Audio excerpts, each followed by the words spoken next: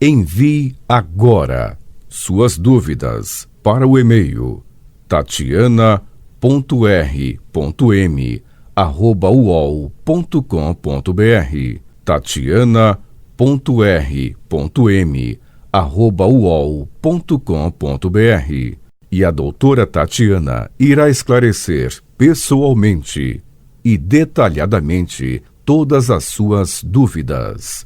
Ligue em São Paulo para 34 39 85 85. Repetindo, 34 39 85 85. Olá, queridos ouvintes. Estamos com mais um programa Leis do Sucesso.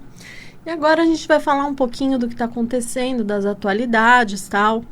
Então, mais um ano acabou e a fila de casos importantes do Supremo Tribunal Federal e no Superior Tribunal de Justiça continua parada por lá. Então, na área previdenciária, conhecida por demandas de massa, esse congestionamento ele acaba sendo muito prejudicial. Então, em razão de travar o andamento de processos em todo o país, né? Processos que estão discutindo o mesmo objeto, acaba parando em todo o país. É que nessas duas cortes, tanto o STF como o STJ, os casos que têm uma repercussão maior, eles são pensados, né? Eles são colocados como coletivo, para resolver de uma vez só e dar uma solução para todos aqueles casos que estão discutindo aquele assunto. Então, a vantagem é uma segurança para você evitar decisões judiciais diferentes. Então, um ganhou, um perdeu e é o mesmo assunto. Então, para tudo até decidir. Então, no Supremo, pelo menos 3 casos merecem atenção. O mais antigo tem 10 anos, já perdeu até a graça, porque é o posicionamento que os ministros vierem a dar na ação direta de inconstitucionalidade 2111 para não incidir o fator previdenciário nas aposentadorias pagas pelo INSS. Com 7 anos de demora, o tema 632 aguarda um posicionamento para o INSS não mexer em aposentadoria ou pensão por morte com mais de 10 anos de concessão, mesmo que tenha erro. Então, outro caso, com 5 anos na fila de espera, é o que trata da possibilidade de receber aposentadoria especial e continuar trabalhando em atividade nociva, o tema 709. O STJ também não é diferente, porque as indefinições dos ministros deixam sem rumo importantes matérias que foram deixadas pelo rito de recursos repetitivos, que é o processo 10.384, que está aguardando há 5 anos uma definição sobre a possibilidade de provar miserabilidade para receber o benefício assistencial, o LOAS, com base em outros meios que a renda per capita do núcleo familiar superar 1/4 do salário mínimo. E também tem o processo 10.211, que tem 4 anos de espera para saber se o servidor público, quando trabalhou com agente nocivo na iniciativa privada, poderá averbar esse tempo de forma diferenciada. Então, quando ele leva esse tempo para o setor público, se ele pode averbar de uma maneira colocando esse tempo especial. Então, como a renda previdenciária ela tem caráter alimentar, essa demora acaba afetando o direito dos destinatários desses julgamentos de terem uma vida mais digna. Então, entra ano, sai ano e os problemas no judiciário, eles continuam sendo os mesmos. Bom, o STJ decidiu que o prazo de 10 anos para revisar benefícios do INSS não deve ser aplicado se durante esse período o segurado esteve impossibilitado de apresentar alguma prova que poderia aumentar o valor mensal da sua aposentadoria ou pensão. Então, deu 10 anos, morreu. Você não revisou, não revisa mais. Mas se porventura você tiver uma prova de que você não revisou, porque enquanto passou aqueles 10 anos, você não tinha um documento que era capaz de comprovar que aquilo estava errado ou que o benefício que você teve concedido é diferente do que você deveria ter direito, aí você pode, depois dos 10 anos, pedir a revisão. Então, esses aposentados e pensionistas do INSS que conseguiram, por exemplo, verbas trabalhistas, ou reconhecimento de vínculos de emprego na Justiça do Trabalho, mas cuja conclusão do processo ocorreu após o fim do prazo de revisão, esses 10 anos, serão os principais beneficiados pela decisão. Porque essa ação trabalhista, ela gera o típico caso em que o beneficiário não pode pedir uma revisão do INSS porque ele ainda não tem o resultado do julgamento. Então, ele se aposentou faz 10 anos, mas a ação trabalhista durou 20, e aí ele ganhou tudo. Mas e aí? O prazo de revisão são 10 anos. Aí ele mostra, olha, agora que acabou a ação, eu posso mexer, tá? Transitou em julgado agora, então agora eu tenho o direito a mexer, porque isso muda o valor do meu benefício, porque quanto mais você recebia, maior vai ser o valor da sua aposentadoria, maior seria o valor que a empresa teria que pagar. Então, qualquer situação em que o processo contra o empregador resultou em aumento do salário, em reconhecimento de vínculo de emprego, pode gerar uma revisão de benefício. Então, a decisão do STJ, ela orientará julgamentos de processos com temas idênticos na primeira e segunda instância do judiciário, além de liberar a tramitação de 1.047 processos suspensos. O número é potencialmente maior, porque varas e tribunais nem sempre comunicam quantas das suas ações estão paralisadas.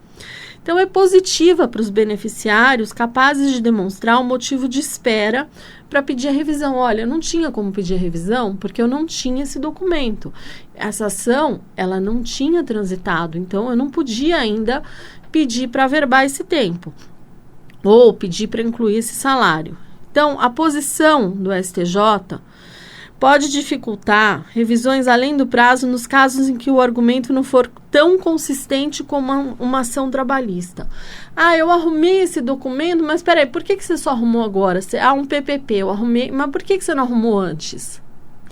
Tem isso. Ah, porque estava difícil? Pode ser que eles não aceitem, tá? Aí é um risco. Ação trabalhista que transitou em julgado depois, sim, aí você não vai ter problema, mas dependendo do caso, você vai ter problema para pedir a revisão depois de 10 anos que você se aposentou. Gente, é 10 anos depois de aposentado, porque a pessoa acha, ela lê a cartinha quando chega a aposentadoria, ela acha que ela só vai ter direito a se aposentar quando fizer 10 anos, que ela só vai ter direito de revisar aquela aposentadoria quando já tiver 10 anos que ela está recebendo a aposentadoria. Está errado. Ela só vai poder revisar dentro dos 10 anos após ela pedir a aposentadoria. Passou dos 10 anos, é muito complicado pedir revisão, tá? Bom, para não aplicar a decadência, a decisão exige que o segurado comprove que não poderia ter pedido a revisão dentro do prazo de 10 anos após a concessão. A decisão, ela beneficia segurados que conseguiram verbas trabalhistas na justiça, mas só tiveram ação concluída após a decadência do direito à revisão do benefício. Nesses casos, a data de publicação da decisão é a prova de que o segurado não podia ter solicitado o recálculo do seu benefício antes do fim do prazo. Então, pode ser beneficiado todos os segurados que conseguirem comprovar na Justiça do Trabalho que, enquanto empregados, deixaram de receber direitos que aumentariam seus respectivos salários ou comprovariam períodos de contribuição não contabilizados pelo INSS. Então, a gente tem alguns exemplos. Um adicional noturno, um adicional por insalubridade, um adicional por periculosidade, férias, equiparação salarial por função, 13º, um reconhecimento de vínculo de emprego. Agora, o que não vai adiantar é o segurado que tinha um documento em mãos, mas não pediu a revisão do prazo, esse não vai poder ser beneficiado por essa decisão, porque se ele não pediu, ele não quis pedir, ele tinha na mão, ele não foi, então o direito não socorre os que dormem, aí já é um outro caso. Então, por exemplo, um aposentado que não percebeu que o INSS desconsiderou um vínculo de emprego no benefício. Mesmo que ele apresente na justiça a carteira profissional com vínculo trabalhista, a revisão não vai poder ser feita após os 10 anos. Porque não adianta ele apresentar a carteira, porque ele já tinha a carteira quando ele se aposentou. O INSS não viu, mas ele também não viu que o INSS não viu. Passou 10 anos, já era. Entrou com ação trabalhista, transitou depois dos 10 anos que você estava aposentado, aí tudo bem, você tem uma boa desculpa para poder se aposentar, para poder pedir a revisão. Bom, em janeiro de 2019, ainda nos primeiros dias do governo do Jair Bolsonaro, uma medida provisória prometia uma devassa nos benefícios previdenciários com suspeita de irregularidades e outras ações que, somadas, dariam ao governo uma economia anual de quase 10 bilhões de reais. Passado o fôlego inicial, nem todos os planos conseguiram andar. A retomada no pente fino no auxílio-doença e na aposentadoria por invalidez, sob responsabilidade da Secretaria Especial da Previdência e Trabalho, até hoje não foi feita. No INSS, o ano de 2019 começava com a aposentadoria de 6 mil técnicos e analistas do Serviço Social e nenhuma previsão de novo concurso. Desde 2015, o número de funcionários que deixaram a força de trabalho chegou a 11 mil. No estoque, 2 milhões de benefícios aguardavam havia mais de 45 dias uma resposta do órgão. Em agosto, segundo uma estatística publicada, 1.100.000 requerimentos foram apresentados e 879 mil seguiam esperando uma resposta quando o mês terminou. Então, os benefícios solicitados, eles estão muito além dos 45 dias, que é o prazo de resposta. E permanecem, quando você consulta, aparece lá, em análise. E o presidente do INSS, Renato Vieira, prevê ainda o fechamento de várias agências do INSS, que são consideradas ineficientes, e ainda prevê colocar no ar prova de vida. No sistema do INSS, eles querem colocar também a prova de vida. Então, o procedimento hoje ele é feito nas agências bancárias por meio da biometria e do reconhecimento facial.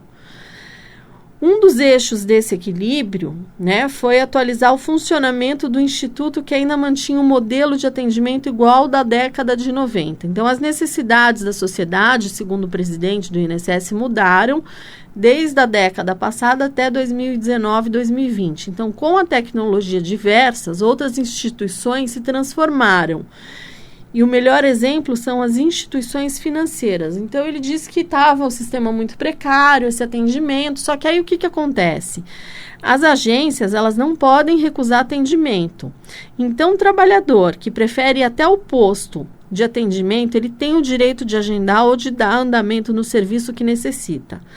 Porque existe uma camada da população que ela não tem acesso ao serviço digital, que ela não consegue fazer nada pelo computador. Então, por isso, todos os serviços estão disponíveis no 135 por uma ligação gratuita. A pessoa ainda pode fazer o requerimento pelo telefone, conversando com o atendente da mesma forma que ele faria numa agência. A criação de centrais de alta especialização em tipos específicos de benefício aumentou a eficiência das análises. As 3 estratégias buscaram atacar o que o INSS definiu como eixos mais urgentes, que eram a fila de espera, suspeitas de fraude e a judicialização. Porque, claro, você pede, eles não atendem, você entra com uma ação judicial. Então, na transformação digital, o efeito de maior impacto para o trabalhador foi o distanciamento da agência. Segundo o presidente do INSS, pelo menos 300 mil atendimentos mensais eram sobre pedido de extrato de pagamento. Esse extrato é exatamente igual ao que o segurado acessa pelo Meu INSS, que é o www.meu.inss.gov.br. Então, dos 96 serviços de responsabilidade do INSS intermediados pelo órgão como pagamento de perícia, 90 passaram a ser realizados totalmente à distância, ou seja, através do site. Então, como é que você vai ter acesso? Os pedidos de benefício do INSS devem ser feitos pela internet no site. Eu sempre falo www, mas pode ser inss.gov.br ou pelo telefone 135. Com isso, o segurado não precisa mais ir até uma agência e o comparecimento só ocorre se o INSS te chamar. Aí você vai precisar de um login, que alguns serviços precisam, e aí você vai cadastrar uma senha para acessar. E no site, através do Meu INSS, você procura entrar, você vai responder as perguntas sobre dados pessoais, vão perguntar em que empresa você trabalhou, qual é o ano da sua última contribuição, quantos anos que você não contribui por carnê, se mais de 5 anos, se em 2017, se em 2005, vai fazendo perguntas para ver se é você mesmo. Aí você vai cadastrar uma senha, você vai anotar essa senha e seguir as instruções para cadastrar essa senha de 9 caracteres. E pela Internet Bank, correntistas de bancos credenciados, eles podem fazer o cadastro do Meu INSS no site de atendimento ao cliente. É importante você verificar as suas contribuições no Meu INSS. Você vai entrar, aí vai abrir uma página, você vai pôr extrato de contribuições, CNIS, entre parênteses. Você vai fazer o login com a senha cadastrada. E o site vai mostrar todo o tempo de contribuição registrado, incluindo vínculos de empregos e recolhimentos por conta própria. Faltou um período. Bom, aí é comum que nas contribuições, algumas contribuições não apareçam no CNIS. Isso é perfeitamente normal. Aí você vai apresentar a carteira profissional para fazer o acerto quando pedir um benefício. Então, você já vai se preparando, já vai levando, já arruma para não deixar tudo para a última hora. Bom, os aposentados agora, eles vão ter novas exigências. Por quê? Porque a regra de transição da reforma, ela torna mais difícil o acesso aos benefícios, porque as aposentadorias do INSS passaram a ter algumas regras novas a partir do dia 1º de janeiro, devido à progressão do sistema de transição. Entre os benefícios antigos e os novos, aprovados na reforma da Previdência, que foi publicada no dia 13 de novembro de 2019. O aumento da pontuação para se aposentar sem idade mínima, na chamada transição por pontos, é uma das principais alterações para esse ano. Porque agora, para se aposentar por esse sistema, para você, não é mais para não entrar o fator, mudou tudo, tá? É só para você acessar o seu benefício previdenciário, para que você tenha acesso à aposentadoria. Agora mudou, tá? Você vai precisar ter a soma de idade e tempo de contribuição, no caso das mulheres, 87 pontos. Então, ela precisa ter no mínimo 30 anos de contribuição, mais a idade, ela pode ter 32 anos de contribuição, mais a idade tem que dar 87. E para o homem, 97, mesma coisa, 35 anos de contribuição no mínimo, mais pode ter 38? Pode. Mas a idade tem que dar 97 para o homem poder, por exemplo, se aposentar. Então, um ponto a mais do que o exigido no ano passado, em 2019. Então, já subiu um ponto. A pessoa já precisa ficar mais atenta. Outra regra de transição alterada é da idade mínima, que avança 6 meses. Então, com a virada de 2019 para 2020, a exigência sobe para 56 anos para as mulheres, 56 anos e meio para as mulheres e 61 anos e meio para os homens, tá? Então, a reforma começou a valer no dia 13 de novembro, mas ela já tem alterações. Então, 3 regras de transições ficaram mais duras. Porque a reforma, ela institui um único tipo de benefício no país, que é a aposentadoria com idade mínima de 65 anos para os homens e 62 anos para as mulheres. Mas, no caso, a regra 8696, ela aumentou, né? Então, o trabalhador que atingiu a pontuação de 8696, a partir de 13 de novembro de 2019, ele podia se aposentar pelas regras antigas. Para isso, os homens precisavam dos 35 e as mulheres 30. Então, em 2019, eles deveriam somar 86 pontos para as mulheres e 96 pontos para os homens. A partir de 1º de janeiro, então, o tempo é 87 pontos para as mulheres e 97 pontos para os homens. A idade mínima ficou maior, porque a reforma também trouxe a possibilidade dos profissionais do mercado de trabalho se aposentarem com uma idade mínima de 61 anos para os homens e 56 anos para as mulheres. Em 2020, a idade mínima é 61 anos e meio para os homens e 56 anos e meio para as mulheres. Essa é uma outra regra de transição. E no caso do benefício por idade para as mulheres, já aumentou o tempo. Olha que legal, virou o ano, já aumentou o tempo. Então, as alterações, elas não mudaram a idade dos homens para ter acesso ao benefício por idade, que é de 65 anos. Mas no caso das mulheres, a aposentadoria por idade, ela exigia no ano passado 60 anos. Em 2020, as mulheres precisam ter 60 anos e meio. Também ter 15 anos de contribuição. Então, ou seja, a reforma mal entrou, mas ela já começou a trazer modificação. Então, ela já aumentou a idade mínima para a mulher se aposentar. E atenção, o INSS ainda não está adaptado seu sistema às mudanças provocadas pela reforma da Previdência. Então, as aposentadorias com as novas regras, elas podem não estar disponíveis no meu INSS. O órgão não garante que ele vai conseguir realizar as adaptações e conceder o melhor benefício. Então, o segurado que identificar erro no cálculo tem até 10 anos para pedir a revisão. Então, o ideal é que você peça ajuda para alguém, tá? Agora, se você não conseguir pedir ajuda, você foi lá pedir sua aposentadoria, você vai, pega e depois, se você consultar, o ideal é você consultar um advogado que atue na área previdenciária, que faça os cálculos, que veja a melhor data, a melhor espécie de benefício que você tem direito, te informe e aí você dá entrada. Por quê? Porque o sistema do INSS ainda não está adaptado. A hora que começar a entrar, provavelmente vai apresentar erros. Todo o sistema, quando você lança, tem alguns erros. Então, o ideal é que você consulte alguém que tenha experiência, que possa te orientar, porque são várias regras, tem a regra definitiva, 5 regras de transição, então não quer dizer, para nós que mexemos com isso o dia inteiro já está difícil, imagina para quem não tem nem ideia do que está acontecendo. Então, se a pessoa não tem, já dei entrada, entrou a reforma, já fui lá, dei entrada, tá bom. Aí você consulta uma pessoa. E aí, se a aposentadoria foi concedida com erro, ou a pessoa se arrependeu, o segurado pode desistir da aposentadoria.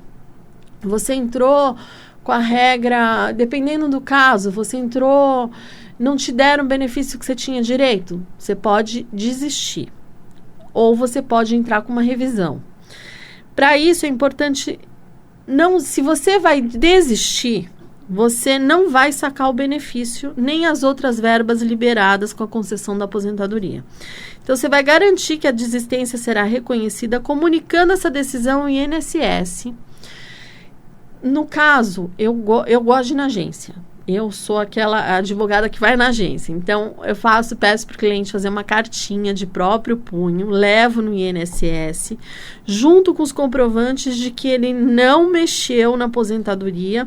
Então, na caixa, pede uma declaração que não houve saque do FGTS nem do PIS e leva junto com essa cartinha dizendo, olha, eu desisto da aposentadoria, eu não quero mais essa aposentadoria que me foi concedida porque não está de acordo com o que eu previa, tá? E quem trabalha em órgão público pede uma declaração sobre o PASEP ao Banco Central e também pode fazer a mesma coisa. Agora, importante tem que fazer cálculo. Não dá mais, porque se você receber um benefício errado, é mais difícil pedir revisão do que você você começar com ele certo, tá? Então, de preferência, dependendo, às vezes também a diferença é pouca, compensa entrar com uma revisão que a pessoa fala, eu não posso ficar todo esse tempo sem receber. Por isso que depende muito caso a caso. A gente precisa estudar cada caso para ver como é que é a situação da pessoa.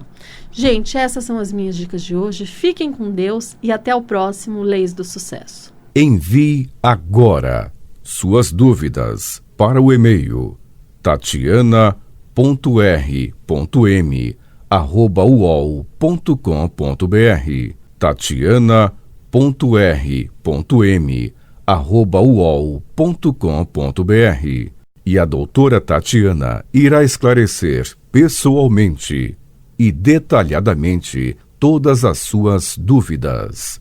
Ligue em São Paulo para 34 39 85 85. Repetindo, 34 39 85 85.